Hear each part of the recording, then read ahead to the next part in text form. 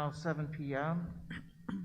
and I'm reconvening to open session and calling to order the regular Board of Education meeting for Indian Prairie School District 204 on Monday, January 25th, 2021.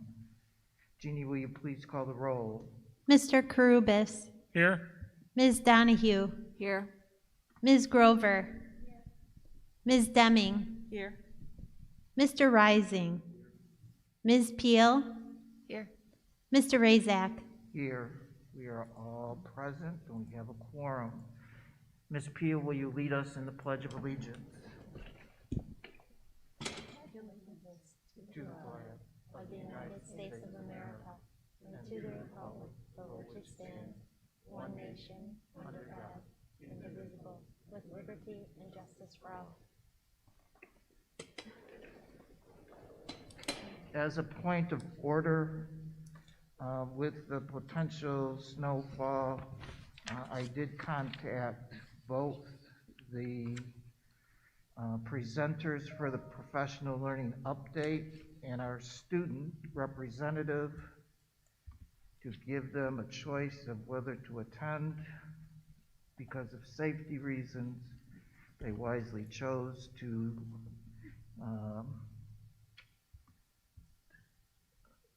not to attend, and they will present their reports at our next board meeting.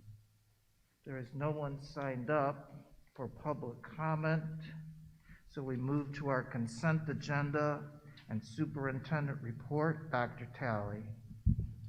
Thank you, Mr. Razak, members of the board, and the Indian Prairie community. What a great week we had last week with the start of in-person learning for those who wanted to have in-person learning.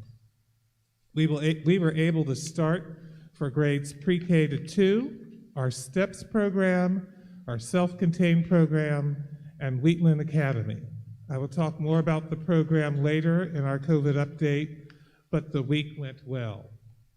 The success of our program was due in part to the great staff we have at our schools. Teachers, teaching assistants, administrators, school secretaries, nurses, nursing assistants, custodial staff, and bus drivers. I'm sure I may have left out someone, but no, I'm thankful to all who helped make it a success in our buildings. I do want to name 2 people, though, who worked behind the scenes to address some concerns we were having with self-certification. Mr. Brian Strobel and Mr. Robert Iwataki worked tirelessly to ensure our program was working correctly and to translate the self-certification document into other languages.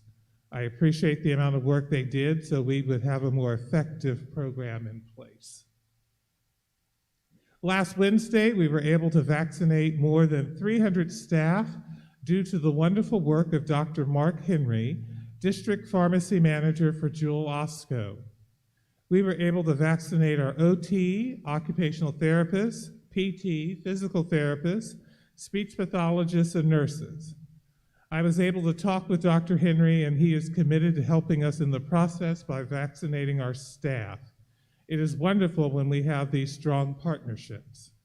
We will continue to work with him and one other agency to get our staff vaccinated. We have surveyed our staff to learn who will get the vaccine and who has decided they do not want it. Having this information is helpful so that we can move out on the process once our medical partners have the vaccines. Currently, the state is allowing those in Group 1B, which means our educators, to be vaccinated. In DuPage, there are approximately 268,000 people who fall in this category. DuPage Health Department is currently receiving an average of 13,000 vaccine doses each day. The county has administered 54,000 doses. There are 14,000 people who are fully immunized, meaning they've received 2 doses, which represents 1.62% of population fully immunized in DuPage County. I share that information to control expectations. Though we want to vaccinate as soon as possible, all agencies in the county are getting their vaccines through the health department. At our last Board of Ed meeting, I mentioned that we are working on plans to address learning loss. Mr. Acarius, our Deputy Superintendent, is working with his team and principals about these plans. Though our plans are not finished, I wanted to share some more information about what we are thinking regarding these summer plans. 1, tuition-free credit recovery courses for identified high school students who were not successful in courses required for graduation. Tuition-free mini courses for identified students who need a boost before next school year in math, reading, and writing. Tuition year extended school year, or ESY, for identified student. Tuition-based online courses for high school students, and tuition-based courses offered through College of DuPage. We will work with our principals about these programs and more. We'll share as we have more information. Our goal is to support our students and ensure that we're ready for next year. I think it's important for all of you to know that district staff have been working to focus on the priority standards identified by Illinois State Board of Education. Our teachers have done an incredible job in working to meet the curriculum expectations, but we know we will not get as far as usual. We will continue to evaluate what curricular concepts need reinforcement, and we will create opportunities to support any gaps next school year. Sports are now back due to decisions made by the Illinois High School Association. The information continues to be updated, but I am thankful for our 3 athletic directors, Mr. Brandon Atkins, Mr. Matthew Furman, and Mr. Chris Nebbs, for their leadership in responding quickly to the ever-changing information related to athletics. They are sending information out to our student athletes and coaches, keeping them informed of start times and what is and is not allowed. I have one last comment to make, and that's about snow closure. There are some districts that have already shared they will be closed tomorrow due to snow. We have not. As much as I want to give our community the message tonight so you can plan, I am also aware that tomorrow we are supposed to start in-person learning with a large group of our students. I want to give every opportunity for us to keep that happening. We will continue to monitor the conditions and will make our decision no later than 6 a.m. tomorrow morning. I'm sure I'll be out on the roads about 3 to see what's happening and talking with our facilities people. If we make the decision to have a remote learning day, it will be based upon safety for our staff and our students. Mr. Razak, I will share more during our reopening presentation. At this time, I'm going to turn it back to you. Thank you, Dr. Talley. We now move to the approval of our consent agenda items. I need a motion to approve consent agenda items D through F as presented. I move that the Board of Education approve consent agenda items D through F as presented. Second. There's a motion and a second. Is there any discussion? Hearing none, Jeannie, please call the roll. Ms. Donahue? Aye.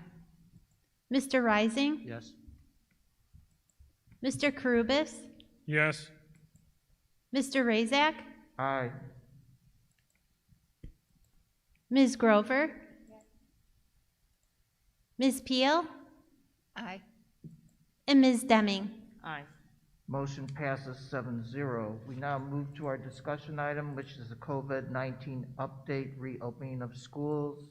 Dr. Talley. Thank you, Mr. Razak.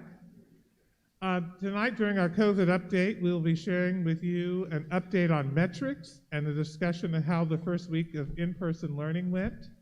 Additionally, we'll share some thoughts related to extending in-person learning time for students. Mr. Acarius, I'll turn it to you. Great. Thank you, Dr. Talley, and thank you, Board of Education. Before I start, I just want to echo what Dr. Talley said about the appreciation for the staff in our buildings, also for our parents and preparing students to be ready with self-certification and everything involved with that. You know, we've asked our staff to, they were trained in teaching students in person. Then we asked them to be experts in trying to teach our students from a distance. And now we're asking them to do both. And so I just want to thank them again for all of their work in trying to meet the needs of all of our students. Our goal has remained the same. We have tried to have consistency through this process to support a comprehensive educational program for the 2020-21 school year within the current guidelines provided by local, state, and federal health and safety officials. We've kept our opening school process, which was to develop a plan, validate the plan, and then monitor and modify. And we know we've had to do a lot of modifying along the way as this was new to us and numbers and metrics constantly changed. We have kept public health at the center of our decision making and focused on our areas of instructional core SEL, operations, stakeholder communication, and resources. It was when we were preparing the presentation, we still were dealing with some mitigations, but we're mostly now in phase 4 again, where the numbers have dropped and we've been able to move out of those mitigations. As you know, we've continued to look at the DuPage County school metrics for guidance. We did have another update from today, and it's good to see that all of the arrows are pointing in the down direction for this most recent updated one, which was through January 16th. You'll see the cases per 100,000 went down from 330 down to 286. You'll see in all areas it went down. The positivity rates down from 9.5% to 7.8%. So these are all great signs. Also, when you look at where we've been in our regions from the beginning, from when we first went into the 11 different regions back in July, it's nice to see right now both of our regions are at 7.4 and 7.3, which is the lowest they've been since the beginning of October. So it was nice to see those heading in that direction. Regarding our 2 counties, Will County is down to 7.4%, and DuPage County down to 6.8%. When we look at the CDC indicators and thresholds for risk of introduction and transmission, we're still seeing a high number of cases per 100,000, which would be greater than that 200. However, we are seeing the percentage of positive tests be down into that moderate area. It's hovering at I think today on the Northwestern was around 6.91. Somewhere in that range for the last 14 days, because that's the one that CDC suggests looking at, which is between that 5% and 8% mark. With that, I'll turn it over to Dr. Talley. Thank you, Mr. Akarius. At our last board meeting, we talked about our revised metrics. What we were looking at is continuing to use the DuPage Health Department metrics, but adding to it data from Northwestern University zip code data so that we can look more carefully at and more closely at our data for Indian Prairie School District. We also have supplemental data to include outbreaks, which cannot be contained, the inability of contact tracing team to respond, and to make sure we have adequate PPE and adequate staff in place to run our buildings. Next slide, please.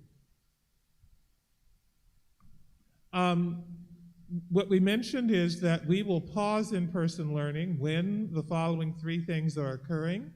When the health department has designated the county as being insubstantial, when our weekly case counts of 100,000 have shown a continued rise for 3 consecutive weeks, and then also from our data from Northwestern data, our zip code data, our positivity average is equal or higher than 12% or the county's average. So where are we with our metrics right now? Next slide, thank you. We still maintain that we are insubstantial.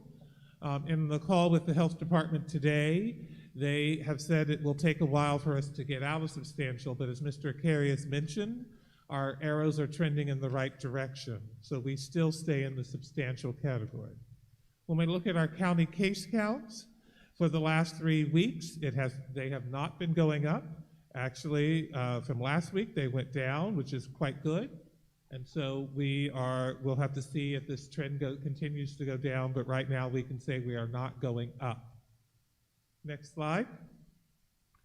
And then when we look at our Northwestern data, our positivity rate as of 1/24/21 is 6.34%, and our DuPage County positivity rate as of 1/22 is 6.8%. And so in our supplemental data, we can say that we have not had outbreaks, that our team is able to do contact tracing. We do have adequate PPE, and adequate staff are available in the building. And so because of that, we will continue with being able to offer in-person learning, because we have not met the metrics of all three being in place. We're very happy with regards to the fact that our cases per 100,000 are dropping and our positivity rate has dropped. It will be great when the substantial, we're no longer substantial, but that will take some time. Next slide. Opening week success. So last week was a great week with more than 3,000 students returning for in-person learning across our elementary and secondary programs. We had various comments from teachers about the success of the program. Here are some comments that our teachers have said. I think I can say that in general terms, our staff were pumped to have the students back. All of them had smiles on their faces, were eager to have the children come in, and were pleased to see them and have conversations with them. I will tell one quick story. I was at one school, and a teacher said something to a student that she had been there for a while, and the student said, and this was a 6-year-old, "Of course you have, because you have all those wrinkles." And so it was, the teacher laughed, and when she told that story, it reminded us about what our children tell us when we have them around, and it was just a wonderful day in that sense. Next slide. Our students also provided us with feedback. You can see their comments here when asked about being back in school and their favorite things. I had the great privilege of walking students to their classrooms or talking with children. One young man told me, this was another first grader, I think he was first grader or kindergarten, told me he had a special breakfast of pancakes that morning because it was his first day being in school. It was great for our staff to see students in real time and vice versa. It was evident that the staff had made connections with students during remote, but now they were doing it in person and trying to recognize students with their masks on. It was a great week. Next slide. Future plans for expanding learning time. The school system has to proceed with abundance of caution to ensure all students are provided with equity access to instruction in a way that supports all stakeholders, including parents and guardians, children with disabilities, English language learners, accelerated learners, and our staff, administrators, teachers, support service personnel. All of this must align with the requirements that have been set forth in the state plan. From the very beginning of when we shared our hybrid plan, we have always said we continue to look for ways to increase learning time for our students. Our team has had and continues to have conversations with our school administrators related to how we can increase days of in-person learning for our students. We are now looking at the possibility, underline the word possibility, of 4 half-days a week for our elementary students. Middle and high schools have and will continue to look at ways to increase time. We must first look at the enrollment as it relates to in-person learning. Some families have decided not to send their children in, even though they originally told us that they would. That impacts our enrollment. So over the next couple of weeks, as we bring in our students and see what our numbers really are, we will be able to see what is and it is not possible. As a school system, we still need to follow mitigation protocols. These include wearing masks and social distancing. Any plan we put together must maintain the social distancing. Why? As we shared with the Board of Ed and the community in previous presentations, the social distancing reduces the possibility of transmission of COVID-19 in our classrooms. By maintaining 6 feet of distance, it also reduces the need to quarantine staff and students when a positive case appears. We still have positive cases appearing in our school. Tonight, Mr. Acarius has sent me a text informing me of at least 1, if not 2, cases that we've had to deal with tonight. As an example, Mr. Rising is 6 feet away from me. If I were positive,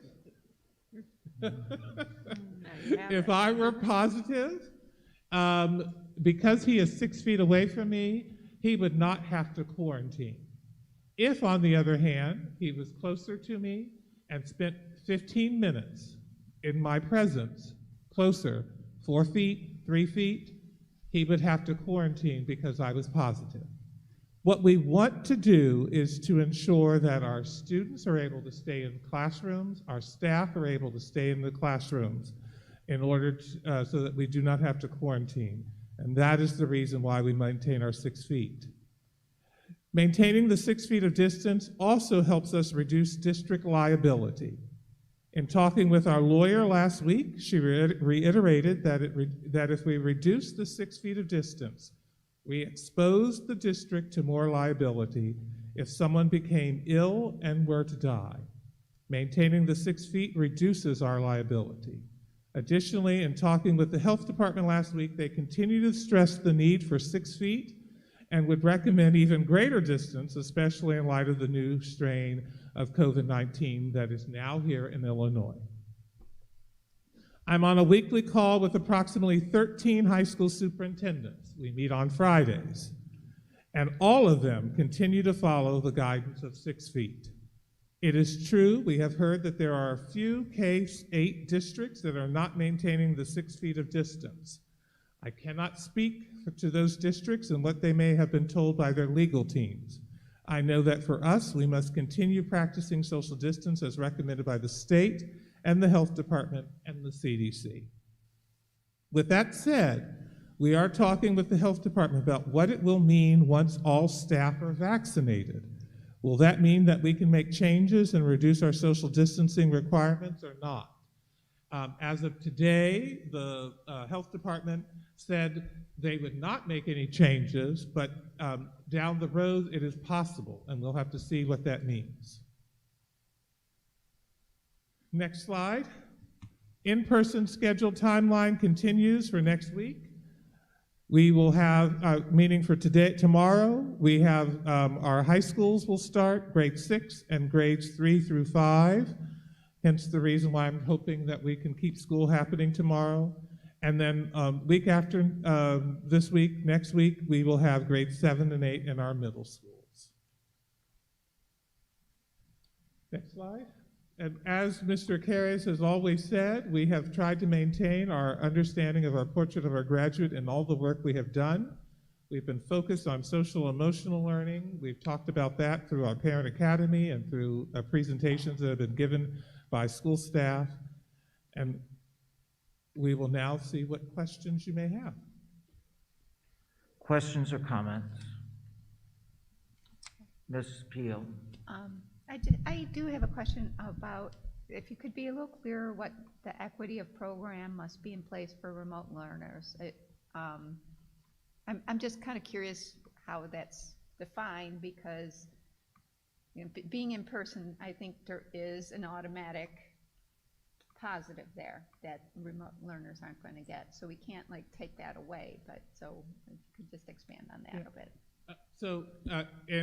When I think about equity for remote learners, what we want to make sure is that there is same amount of learning happening, so teacher time, access to teacher is occurring in the same way for remote learners as it is for in-person learners. So if we are to increase the amount of time that the students are able to be in person, we also have to make sure that we are not taking away from the time that remote learners would have access to those teachers. Perfect. Other questions or comments? Mr. Rising.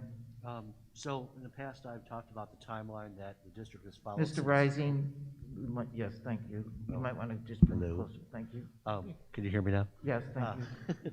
So in the past, I've talked about the timeline that the district has been working on getting our students back to school when safely possible since April of 2020. I'm just going to briefly talk about where we have been and the timeline that we have followed, not of the work of getting the kids back, but essentially where we are now, how we started the year out in remote learning. In September and October, we started to gradually bring students back in a hybrid format in September and October. We had to take a pause because of numbers. We didn't like doing that, but the metrics at the time that we had, the only available, did we do that for the safety of our students. And now we are in the process of bringing our students back in hybrid. We also have additional metrics that ensures that we are able to monitor this better and keep our students and staff as safe as possible. And as we can increase our in-student learning, as Dr. Talley mentioned, we will do so, but keeping in mind that we provide the best education for our remote learners and in-person learners. Make no mistake, the board has always said from the beginning we want students back, but the board has also said that we want students back only if it's safe. We also said that this is fluid, and this will change frequently. There could be new metrics we learn about. There could be new things we learn to bring the students back more in person and still providing the best for our remote students. We have been consistent from the very beginning of getting kids back, but safely. And those two things can go hand in hand. They are not individual from each other. I know people that want their students back may have a different perception of safety than those that are remote and their perception of safety. But we believe, and we have always maintained from the beginning, that we will only do this when we feel as safely as possible, again, for our students and staff. I thank the administration. They are constantly working on new ways to bring our students back. They will probably expand things that they learn and ways we can bring our students back as we get students back in a hybrid model, again, when safely as possible. I ask the community, as I did 2 weeks ago, please have grace and empathy as we bring the kids back. Please be understanding that our teachers are getting used to a new style, that there will be some initial bumps in the road, but our amazing teachers will make sure that all of our students have a wonderful education in this. I ask again of our students, if you don't feel safe, say something to your teacher if you're in person. Teachers, if you aren't feeling safe, say something to your principals. And principals, if you're not feeling safe, say something to administration. We want to ensure people are safe through this, and we hope we can remain in person, and we will continue to ensure that everybody receives an excellent education. Thanks, Mike. Anyone else? Dr. Talley, I have a few questions or a question. I really appreciate that you discussed the mitigation activities and the continued guidance that we receive from public health and from our legal. As a board, we receive many different types of correspondence with the question, why can't we do this? So in my answers to the community, I determine a number of factors that the school district uses in terms of when we can open, how we can open, and how many we can serve. In my own mind, and this is where it could go bad, but in my own mind, if I had to pick the top 4 factors, one would be to follow the mitigation strategies, especially trying to maintain, to the best of our ability, as defined by the Illinois State Board and the Illinois Public Health, trying to maintain 6 feet of distance for the reasons that you specified, for safety and for our ability to keep as many people in school as possible if there is a positive case. So for me, that would be one. In terms of District 204, three other things that I see would be our class sizes. Indian Prairie District 204 has class sizes that are probably the highest in the state. Before COVID, we clearly had feedback from our community that we needed to reduce class sizes on one hand. On the other hand, people were very complimentary that we could score as high as we did and that we had high levels of achievement because of those class sizes. We clearly knew we had class size issues, but with the onset of COVID, that complicated things as we tried to return back to school. The other thing that I see in my top 4 is our class size square footage. We built buildings in order to save money with a similar footprint. So many of our buildings are the same size. As you talk to superintendents, I have been speaking with board presidents across the state, and clearly, as community members ask us to see what other districts are doing, class size and square footage seem to play a role where our square footage is much smaller, or at least smaller, than other districts. And the thing that complicates all of that is our budget considerations. You know, in DuPage County, just as one reference, you know, there are very few districts that are at tier 2, most at tier 3 or 4, and have additional resources in order to spend versus our school district. We could go into, and maybe we should after the pandemic once again, you know, how finances influence what a school district can do, but clearly those are the 4. I have put out 10 or 12 different things, but we seem to address those. One of them, like availability of PPE, well, we've got that. Ability to trace, we're able to do that. I guess from your perspective, I'm trying to make sure the community understands, or at least what I'm looking at, and I think what this board looks at, is determinants or factors that play into trying to get our kids back to school, because we all want them back into school. So would your 4 be similar, or would they be different?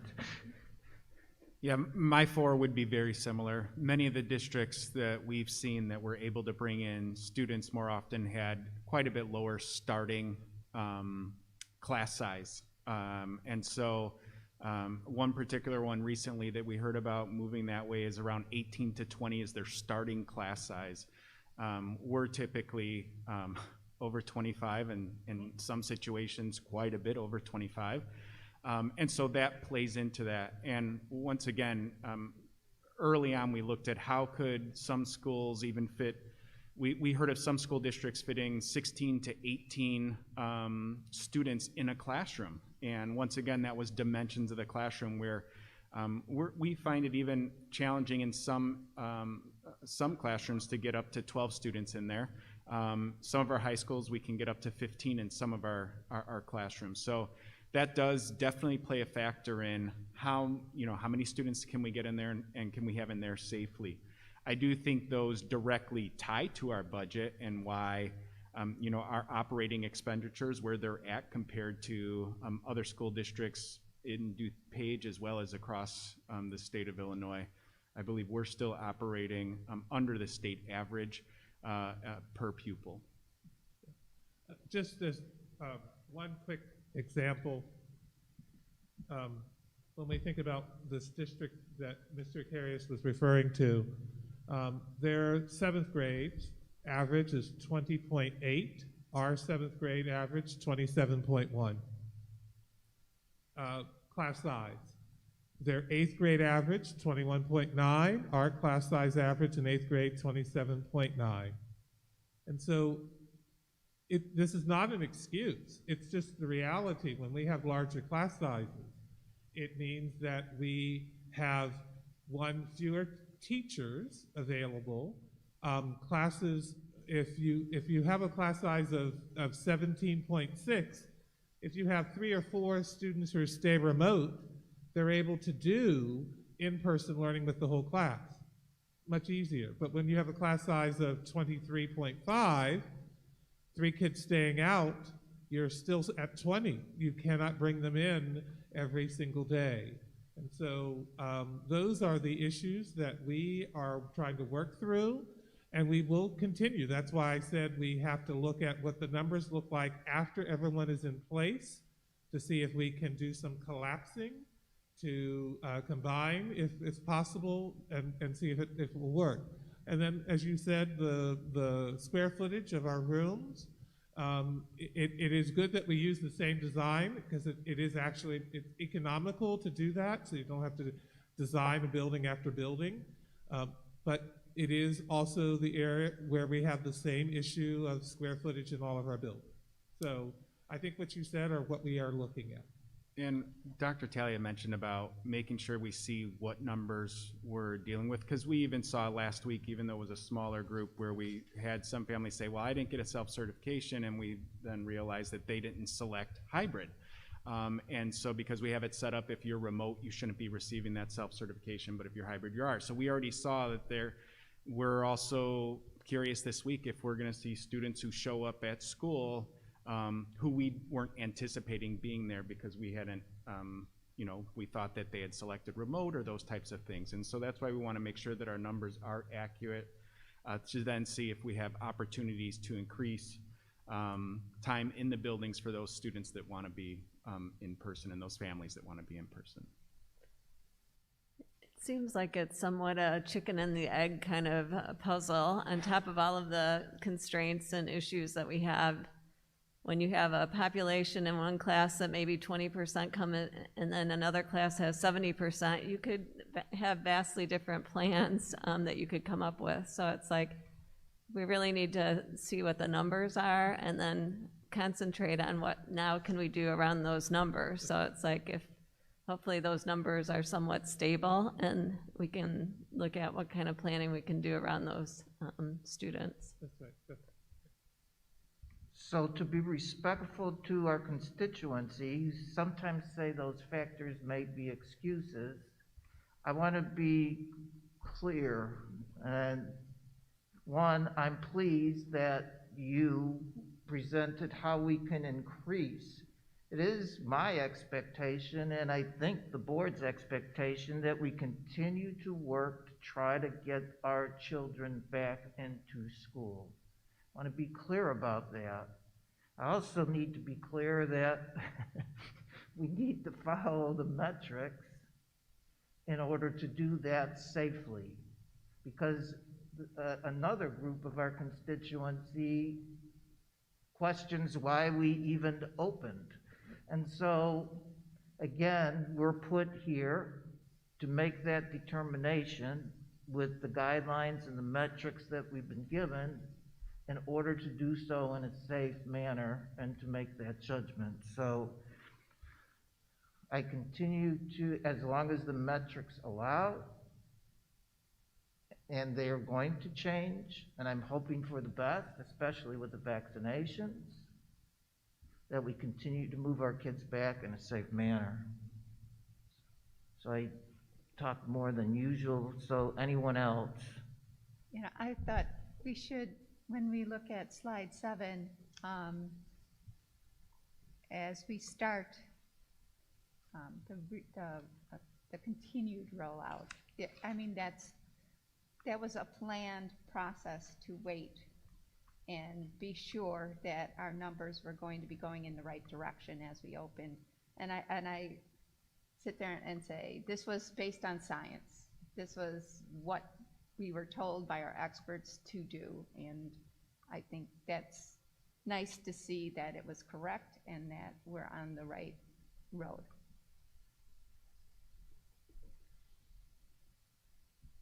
Any other questions or comments? Just a quick question on the tracing, on the ability for certain schools when on the testing. Can you share that, or is that happening for our teachers that are in person on a daily basis, and how often is it happening during the week? This is for the surveillance testing that we're going to do. If you don't mind, I'll bring that up when we talk about it for the contract. Thank you. Thank you very much. Let's move to that action item, and I need a motion to approve the surveillance testing contract with Safeguard as presented. Go ahead. Defer to Susan. Motion to approve the surveillance contract that has been presented. I second. Dr. Talley? Thank you. Members of the board, our goal is to share with you a contract with Safeguard about voluntary surveillance testing that would be made available to all staff and a segment of our student population. Surveillance monitoring is used to reduce the risk of disease or to detect it early enough so that it can be treated more effectively. In the community setting, this may assist in program interventions to reduce the likelihood of the emergence of a or spread of a disease. Screening tests are not considered diagnostic, but are used to identify a group of the population who should have additional testing to determine the presence or absence of disease. If enough members of our community participate in the program, we can use the localized data as a metric to keep our schools open in the event of another surge. I want to repeat, we want to be able to keep our schools open with this information. We also hope that by identifying asymptomatic individuals, we'll reduce potential spread outside of our school, which should improve community metrics. Testing will eventually be made available to all staff and to all students in grades 6 through 12. We are focused on students in grades 6 through 12 due to our data. More of the cases involving students have been found in that age group, and students in that age group are more involved in activities, sports, after-school clubs, etc. For those who will participate, test kits will be provided by the school in 3-week increments. Staff and students will send in their specimen on a weekly basis to the school. School staff will collect the kits and take them to the lab. A staff member who is coordinating the testing will receive a call from the lab only for positive tests. The coordinator will alert staff, and the school nurse will call the parents when a student tests positive. Once someone we have a positive, that person will then need to go and have a diagnostic test to prove that they are positive. Safeguard, the company, is somewhat overwhelmed right now with processing tests. Due to that reason, we're going to phase in our testing. We'll start with our students in our transition program at steps. We will then move to staff who work in our special education programs. And finally, by mid-February, we'll start testing all staff from the general education population and all 6 through 12 students in the general population who want to be tested. Again, it's voluntary. We will be surveying our staff and in-person parents to find out who will take part in this voluntary surveillance testing so that we can have a firmer understanding of our numbers and Safeguard can prepare. We're asking the board to approve paying up to $1.5 million for testing through the start of spring break. We believe by spring break, all of our staff will have been vaccinated for those who want to be vaccinated. We can, though, extend the contract for testing after spring break if we feel it is warranted. Ms. Deming, hopefully I answered your question. You did. Thank you. Questions or comments? Mr. Wright, Ms. Grover first. You had mentioned that you may use this as a metric. Can you further explain that? Because we have the 3 you had talked about. Would this be in addition, and how would that factor in? So as we know, with some of the districts that are doing this, they're getting only about 2 people and sometimes 0 people who have tested positive. And so if by some chance we have a spike in our positivity rate and it goes up to 20% in the area, but within our schools, we're seeing that we only have a handful of people who are actually testing positive through our surveillance testing, we could then say we may not need to shut down our schools because our positivity rate in the area is now 20%, because within our schools, it is relatively low. Mr. Rising? Thanks for mentioning it. Thanks for mentioning it's voluntary. Could you also, again, or just briefly talk about how this information is remaining confidential and no student information will be shared in this? Can you just touch on that? Yeah, of course. So with the information, we will have to barcode all the specimen vials that go home. And so only one person will get the call from the lab if someone tests positive. That person will then contact the school nurse. That nurse will then contact the parent. If it's an adult, meaning a staff member, our coordinator will contact the principal, and the principal will contact that person. So very few people will have the information, and it is because of the nurse contacting the child. We know how they are in the medical world with HIPAA, so we're not expecting there to be any issues with regards to confidentiality. And, you know, I actually plan on having my daughter do this, but, you know, I mean, this is really a great way for us to kind of identify, if families and students are willing to do it, to identify those students or staff members that may be asymptomatic. Is that essentially what the benefit of this is? Yes, exactly, because there is a concern about asymptomatic people passing on something to others. Thanks. Other questions? Do we have any data on metrics regarding for schools and districts that have implemented? Any ideas on what percentages they're seeing have been willing to participate? So District 200 has had about 50% of their staff and students participate. District 203 has had about 30% of its students participate, and a little bit more with its staff participation. I know District 203 is trying to increase the number of students who are participating in the program. And for both districts, they have had relatively small numbers, and when I say relatively, less than a handful, who have come back as being positive. And do we feel that we'll be able to have enough availability if, say, our percentages were for some reason higher than that, but do we feel like we'll have enough availability for all of those who agree to participate? Yes, Safeguard was a little concerned with, because we are a much larger district than all the others, and so they were concerned about our numbers. We were honest with them and told them how many students we have in our in-person, and there was slight hesitation, but the reason they're phasing it in is so that they can ramp up and know. And that's why we want to be able to do a survey of parents whose children are in person. And are you going to have your child participate, and then find out from staff, and then that will help us understand just how big our universe is for testing. Thank you. Anybody else? Ms. Beal?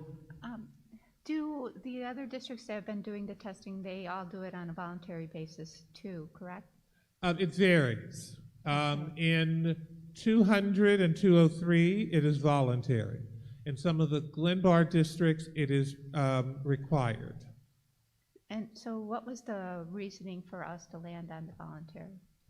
So we knew, we felt that it would actually be, there are some legal issues with doing the requirement of it all to force people, and the districts that tried to do it, that are doing it with requirement, there was a lot of pushback.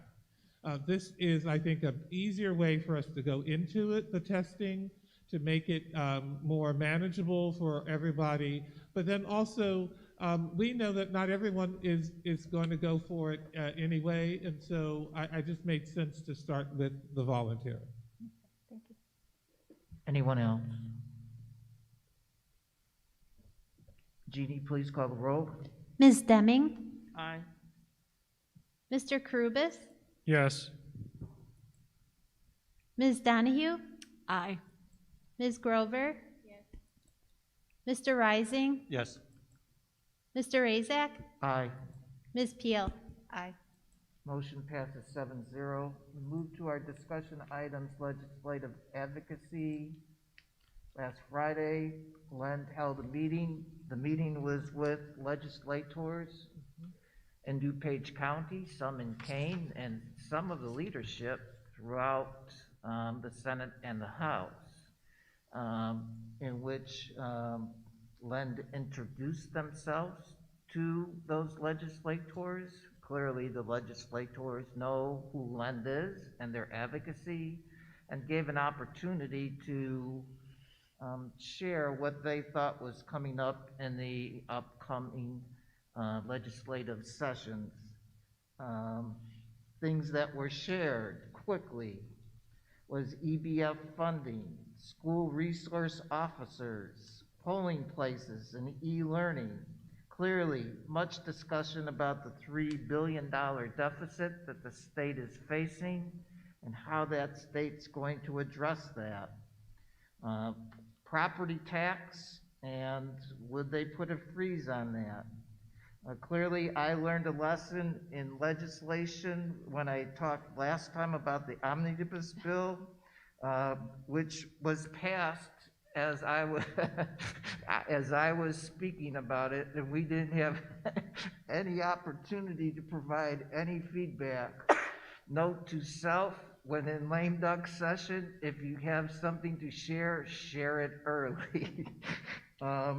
Pensions and pension cost shift, teacher certification and changes, the new requirements for graduation in the future, and the role the University of Illinois plays in that. And of course, COVID. I like the terminology that was used versus learning loss, which is accelerating learning, which I thought was a positive way to deal with. We all know our students are going to suffer some learning loss. We need to accelerate that learning back as we come back to school. As I left that session, I know Ms. Donahue may want to share two things I think we need to continue to watch is the evidence-based funding. I'm not feeling entirely comfortable that that's safe, or that the allocation of $350 million is going to be out there. You know, they have to cut $3 billion deficit, so I would be watchful of evidence-based funding and any bill associated with that. I would also watch some of the property tax and see what they're talking about in terms of freezing it or not freezing it. The other thing they talked about, and is the social justice issues and student voice. And I think as we move on into the future and as the board moves on to the future, it would be good to discuss how we can include student voice. Student voice clearly is emerging, and people are clearly listening to it as appropriately they should, and we should talk about that role. So that's my basic gist of the LEN meeting. I know Dr. Talley was present. I think Ms. Donahue was present. I wonder if you have anything to add. So I counted 10 Illinois senators and representatives there, along with the DuPage Regional Superintendent. So there was a lot of interesting perspectives, and I think, Mike, you commented silently to me or whatever, that it's interesting to hear all of that and see how they get anything done down in the Capitol there. Because definitely all the different opinions were not aligned, and there was some rancor between some of them too, which was surprising at this kind of a meeting. I did note that the DuPage Regional Superintendent talked about summer accelerated learning, reaching pre-K students, micro-credentials for teachers, and also made the statement at the end that remote learning is not going to go away, and that she sees that we're going to have to continue to have capacity for remote during the next year. So I thought that was interesting. But yeah, a lot going on with that omnibus bill. So we'll see. I think what was said about the budget is going to be huge for all of us, but especially Indian Prairie, and if we don't get our funding.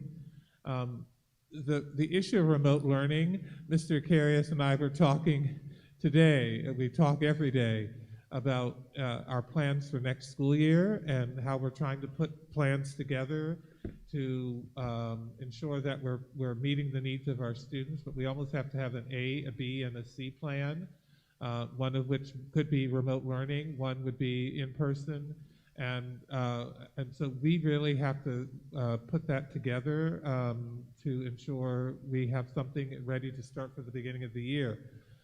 Granted, in my mind, I would want us all to be in person, but we're going to have to see what occurs. So the regional director is correct. That's something we have to examine and be prepared for. But it was a good meeting to hear some of this conversation. The new plan for graduation requirements, luckily they don't go into effect immediately, some of which, about the world language requirement, many of our students are already have, so that's not a problem for us, but there are other things that we will have to think about.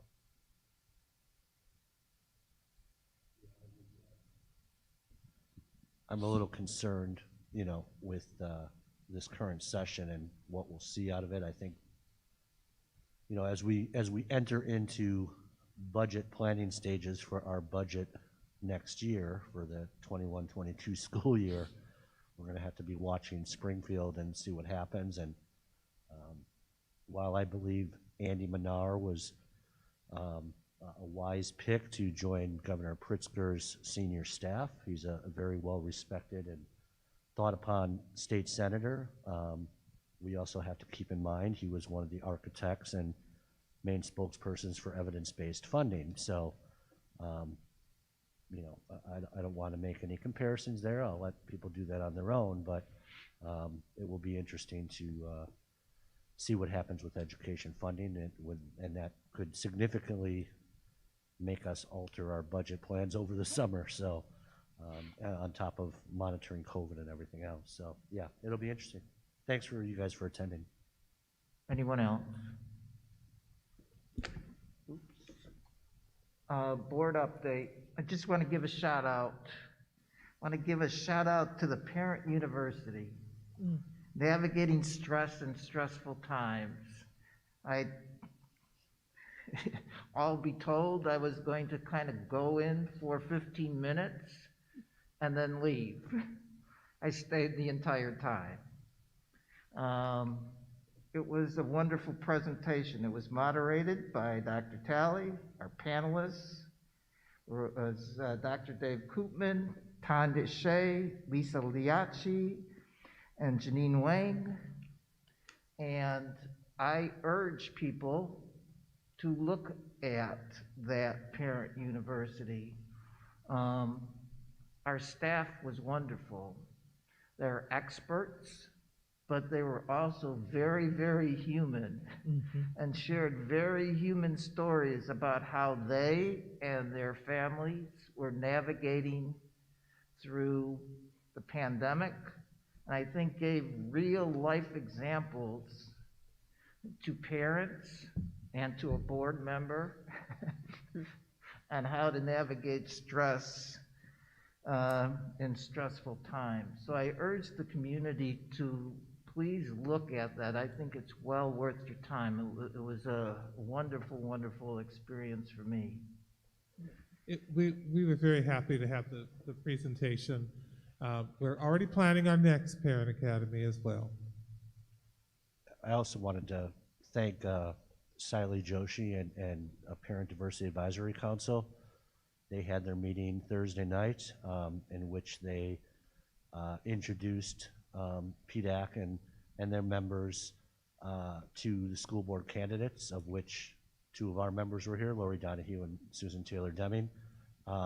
They did a wonderful job of hosting that and asking questions to all the candidates. So thank you to PDAC and their leadership team for putting that together for our community. Thanks, Mark. Anyone else? I have a topic. I'm kind of hesitant to bring it up, but I'm going to bring it up anyways. So for the IASB, we've presented in previous sessions or whatever, and now is the time for them calling for new sessions. And although I'm not willing myself to take this on, I know we've talked about a TIF presentation because we did really come up with an innovative agreement with the city of Aurora that would be beneficial for lots of other school districts to have exposure to. So I guess I'm trying to enlist somebody to say, let's do it and put something, at least a proposal together and see if we can get it in. And me, right now with election stuff, I can't take that on, so. I would be happy to look into it under the guidance of the board and the administration and see where there may be an opportunity to put something together in presentation form that for the conference. Do you know what the deadline is off the top of your head? I can always look. I have It's it. like Okay. March 8th. It's early March. Yeah, I mean, and you know, I figure too, since you know I'm an Aurora resident and have relationships with some of the city people as well. So I will start putting something together. Board members want ideas regarding that. I can put an outline together and maybe see if there's not something that we could put together as a group, and I can take the lead on that. I have no problem. Thank you. Thank you. Anyone else? Do I have a motion to adjourn? Motion to adjourn. Do I have a second? Second. All in favor indicate by saying